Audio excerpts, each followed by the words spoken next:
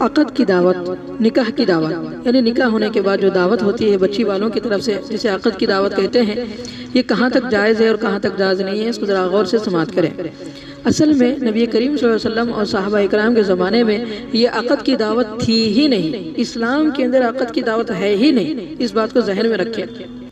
بالکل ہے ہی نہیں، نہ آپ کے نکاح میں، نہ آپ کے بچوں کے، نہ شریعت میں کہیں بھی نہیں ہے۔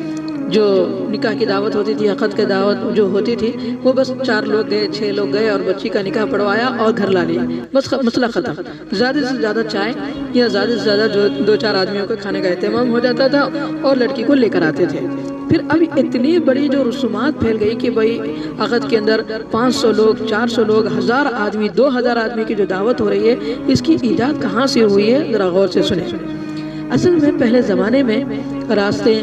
سڑکیں پرامن نہیں تھی اور قدم قدم پر چوروں، ڈاکوؤں اور رہزنوں کا خوف تھا، جس کی وجہ سے راہگیریوں کے جو اموال جو ہوتے تھے وہ غیر محفوظ رہتے تھے۔ اس لیے شادی کے موقع پر دلہا دلہن اور ان کے ساتھ جو سامان وغیرہ ہوتے تھے اس کی حفاظت کے لیے کچھ 10 12 15 20 آدمی کی ایک جماعت ہوتی تھی، تاکہ دلہا دلہن کی حفاظت کرے، ان کے سامان کی حفاظت کرے۔ اس لیے 15 20 آدمی جاتے تھے اور دلہن کو لے کر آتے تھے۔ تو یہ جو 15 20 آدمی جاتے تھے، ان کے آنے کی وجہ سے دلہن والے ان کو بھوکا کیوں بھیجے، دور سے آئے ہیں، تھوڑا سا کھلا کر ان کو بھیج دیتے تھے۔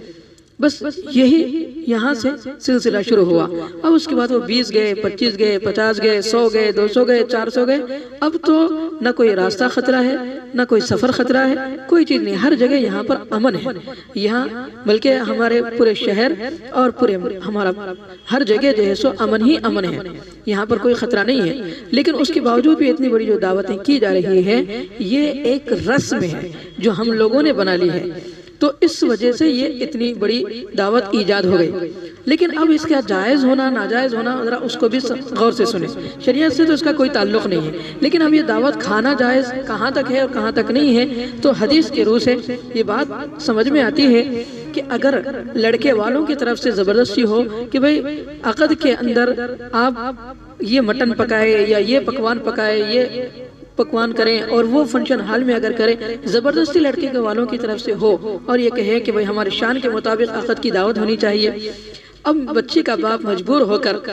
کہ بھئی بچی کا مسئلہ ہے، مجبور ہو کر وہ دعوت کرتا ہے، تو ایسی دعوت کھانا جائز نہیں ہے دوستو۔ ایسے نکاح کی دعوت میں، عقد کی دعوت میں جانا بھی درست نہیں اور کھانا بھی درست نہیں ہے۔ لا يحل مال امرئ الا بطيب نفس، کسی کا مال، کسی کا کھانا بغیر اس کی دلی کی خوشی کے کھانا گویا کہ ہم پر حلال نہیں ہوگا۔ تو اگر ایسی بات ہے، یعنی اس کے اندر یہ بات آ گئی کہ مجبوراً اس پر دباؤ ڈالا گیا اور زبردستی دعوت کی گئی، تو درست نہیں ہے۔ ہاں البتہ زبردستی نہیں کیے، بلکہ لڑکی والوں نے خود اپنی طرف سے کہ بھئی ہمارے پاس اللہ کا دیا ہوا سب کچھ ہے، ہم اپنی طرف سے یہ دعوت کر رہے ہیں بغیر ڈیمانڈ کے، تو ایسی دعوت میں جانا بھی درست ہے، کھانا بھی درست ہے۔ لیکن بہتر ہے کہ یہ اس کے اندر آج کل فضول خرچی ہو جاتی ہے، بڑے پیمانے پر دعوت ہوتی ہے، تو اس فضول خرچی سے بھی بچنے کا اہتمام کریں۔ لیکن اگر بچی والے خوشدلی سے کر رہے ہیں تو کوئی حرج کی بات نہیں، بشرطے کہ اس کے اندر ویڈیوگرافی، گانا وغیرہ، ڈھول تاشے وغیرہ نہ ہو، دوسرے حرام کاریاں کرنا ہو تو بالکل جانا درست ہے، کوئی حرج کی بات نہیں۔ اللہ تعالیٰ سے دعا ہے کہ اللہ تعالیٰ اس عقد کی دعوت کو